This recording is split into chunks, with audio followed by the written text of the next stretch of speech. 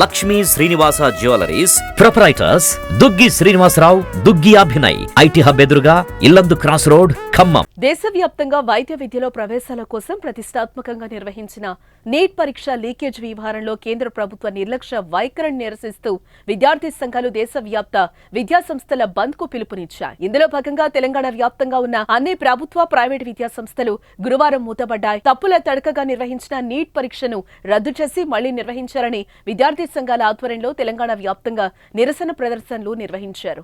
దేశ భవిష్యత్తులో కీలకంగా ఉన్న వైద్య విద్యార్థులకు న్యాయం జరిగే వరకు అండగా ఉంటామని చెప్తున్న విద్యార్థి సంఘం నేతలతో Suman TV regional coordinator Nagendran face to face. దేశవ్యాప్తంగా వైద్య విద్యార్థుల భవిష్యత్తును నిర్దేశించే నీట్ పరీక్షలు అక్రమాలు జరిగాయని, అక్రమాలకు పాల్పడిన వారిని కఠిన చర్యలు తీసుకోవాలని, ఈ నీట్ పరీక్షను పూర్తిగా రద్దు చేసి కొత్తగా నిర్వహించాలని కోరుతూ ఈరోజు దేశవ్యాప్తంగా విద్యాసంస్థలు బంద్ పాటిస్తున్నాయి. ప్రముఖ విద్యాసంస్థలన్నీ కూడా ఈరోజు మూతపడిన పరిస్థితి కనిపిస్తూ ఉంది. విద్యార్థి సంఘాలన్నీ ఐక్య కార్యాచరణగా ఏర్పడి ఈరోజు బంద్ నిర్వహిస్తున్న నేపథ్యంలో తెలంగాణ వ్యాప్తంగా కూడా విద్యాసంస్థలన్నీ పూర్తిగా మూతపడిన పరిస్థితి కనిపిస్తూ ఉంది. అయితే ఈరోజు విద్యాసంస్థల బంద్కు పిలుపునియడానికి కారణం ఏంటి, నీటి పరీక్షలో ఎటువంటి అవకతవకలు జరిగాయి, అసలు విద్యార్థి సంఘాలు ఏం కోరుకుంటాయని చెప్పేందుకు మనతో ప్రస్తుతం పీడిఎస్ నేతలు ఉన్నారు. వారితో మాట్లాడి వారు ఏం అభిప్రాయాలు చెప్తారో వారిని అడిగి తెలుసుకున్నాం. ప్రస్తుతం మనతో పీడిఎస్ రాష్ట్ర కార్యదర్శి ఆజాద్ ఉన్నారు, ఆయనతో మాట్లాడదాం. ఆజాద్, చెప్పండి, నీట్ పరీక్షని రద్దు చేయాలంటున్నారు, అక్రమార్కులను శిక్షించాలంటున్నారు, అసలు ఏంటి మీ ప్రధాన డిమాండ్? మేము పూర్తి స్థాయిలో కూడా రీనీట్ పెట్టాలని చెప్పేసి కోరుకోవడం జరుగుతూ ఉంది. ఎందుకు రీనీట్ పెట్టుకోవడం జరుగుతూ ఉందంటే, బీజేపీ పాలిత రాష్ట్రాలైనటువంటి రాజస్థాన్ కానీ, గుజరాత్ కానీ, లేదంటే జార్ఖండ్ కానీ, లేదంటే ఇక్కడ బీహార్గా ఉన్నటువంటి రాష్ట్రాలలో, పూర్తి స్థాయిలో హర్యానా రాష్ట్రాలలో ఈ పేపర్ లీకేజ్ అయిందనేటువంటిది, అక్రమాలు జరిగినటువంటి విషయాన్ని కేంద్ర మంత్రి ధర్మేంద్ర ప్రధాన్ గారు స్పష్టం చేయడం జరిగింది. దీన్ని స్పష్టం చేసినటువంటి విధంగా ఇప్పటి వరకు కూడా విద్యార్థులకు అందరికీ, నీట్ రాసినటువంటి విద్యార్థులందరికీ భరోసా కల్పించాల్సినటువంటి ఎన్డీఏ ప్రభుత్వం ఇప్పటి వరకు కూడా ప్రధాని గారు మౌనం పాటించారు. పరీక్షపై చర్చ జరిపినటువంటి నరేంద్ర మోడీ గారు పరీక్షల్లో జరిగినటువంటి అవకతవకల పైన, పరీక్ష పేపర్ లీకేజ్ పైన ఎందుకు మాట్లాడట్లేదు అనేటువంటి విషయాన్ని మేము స్పష్టంగా తెలియజేయదలుచుకున్నాం. 24 లక్షల మంది విద్యార్థుల భవిష్యత్తును దృష్టిలో పెట్టుకొని ఇప్పటికైనా సరే విద్యార్థుల భవిష్యత్తు ఏం చేయబోతా ఉన్నారు, ఏంటి అనేటువంటి విషయంలో పూర్తి స్థాయిలో స్పష్టత ఇవ్వకపోవడం కారణంగా నరేంద్ర మోడీ గారి వైఖరికి నిరసనగా ఈరోజు దేశవ్యాప్తంగా బంద్కు పిలుపునివ్వడం జరిగింది. రైట్, మీరు బంద్కు పిలుపునిచ్చారు. కేంద్ర ప్రభుత్వం మాత్రం నిన్న పార్లమెంట్లో కూడా చెప్పింది, నీట్ రీ ఎగ్జామ్ నిర్వహిస్తున్నాం, దాదాపు 18,000 మందికి నిర్వహించాం ఇప్పటికే, దాంట్లో ఎలాంటి అక్రమాలను కూడా చట్టపరంగా చర్యలు తీసుకుంటా ఉంటుంది. మీరు పూర్తిగా పరీక్ష రద్దు చేయడం వల్ల అనేక వేల మంది విద్యార్థుల భవిష్యత్తు నష్టపోయే అవకాశం ఉంది కదా. మేము అదే చెప్తా ఉన్నాం, ఈ నీట్ నిర్వహించేటువంటి ఎన్టీఏ సంస్థకు ఈ పరీక్ష నిర్వహించడం అనేటువంటిది చేత కాదనేటువంటి విషయం గతంలో ఎన్టీఏ ఏర్పాటైనప్పటి నుంచి ఇప్పటి వరకు కూడా ఈ పేపర్లు లీకేజ్ కాకుండా నిర్వహించినటువంటి ఏ ఒక్క ఎగ్జామ్ లేదు. నెట్ పేపర్ లీకేజ్ అయింది, నీట్ పేపర్ లీకేజ్ అయింది. 2019, 20, 21 అనేటువంటిది అనేక సంవత్సరాల నుంచి లీకేజ్ అవుతా ఉన్నా కానీ ఎన్టీఏని రద్దు చేయమనంటే ప్రభుత్వం రద్దు చేయట్లేదు. నీట్ మేము నిర్వహించుకుంటాం అనేటువంటి విషయాన్ని ఇక్కడ ఉన్నటువంటి తమిళనాడు ప్రభుత్వం కానీ, ఏపీ ప్రభుత్వం కానీ, తెలంగాణ ప్రభుత్వం కానీ, మహారాష్ట్ర కానీ, ఇలా అనేక రాష్ట్రాలు, పశ్చిమ బెంగాల్ నుంచి మొదలుకుంటే అనేక రాష్ట్రాలు నీట్ నిర్వహించుకునేటువంటి స్వేచ్ఛను రాష్ట్రాలకు అప్పచెప్పండి అని చెప్పినా కానీ ప్రభుత్వము వారు బీజేపీ పాలిత రాష్ట్రాల్లో ఉన్నటువంటి పేపర్లు లీకేజ్ అవ్వడంతో పాటు కేంద్రంలో ఉన్నటువంటి నరేంద్ర మోడీ గారు వైద్యంలో ఉన్నటువంటి వైద్య వృత్తిని పూర్తి స్థాయిలో అపహాస్యం చేయడం కోసము, వైద్య వృత్తిని వ్యాపారం చేసేటువంటి కుట్ర కోణాల్లో భాగంగా నీట్ను ఎన్డీఏ ప్రభుత్వం నిర్వహించడం కోసం, ఎన్టీఏ ద్వారానే నిర్వహించడం కోసం ప్రయత్నాలు చేస్తూ ఉంది. మీరు ఇలా మొండి వైఖరితో నిర్వహించడం అనేటువంటి సమంజసం కాదు. మీరు ఏం చేయాలన్నా కానీ ఈ భారత సమాజాన్ని దృష్టిలో పెట్టుకొని చేయాలి, ప్రజల ఆరోగ్యాన్ని దృష్టిలో పెట్టుకొని చేయాలనేటువంటి విషయాన్ని మేము తెలియజేయదలుచుకున్నాం. ఎందుకోసం అనంటే, నీట్ రాసినటువంటి విద్యార్థులందరూ కూడా నెక్స్ట్ వైద్య వృత్తిలోకి వస్తారు.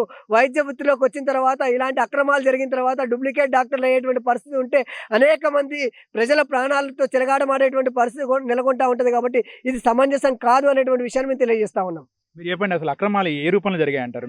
మీరు చెప్పేదానికి నిర్దిష్ట ఆరోపణలు ఏమైనా క్లారిటీ ఉందా? ఈరోజు నీటు రాసినటువంటి అభ్యర్థులు దాదాపు 1,500 మందికి మళ్ళీ రీ ఎగ్జామ్ పెడుతున్నాము అని చెప్పి వాళ్ళ ర్యాంకుల్ని మేము తీసేసి వాళ్ళకి మళ్ళీ రీ ఎగ్జామ్ పెడుతున్నాం అనేటువంటిది ఏదైతే ఉన్నదో అదే కానొస్తున్నది.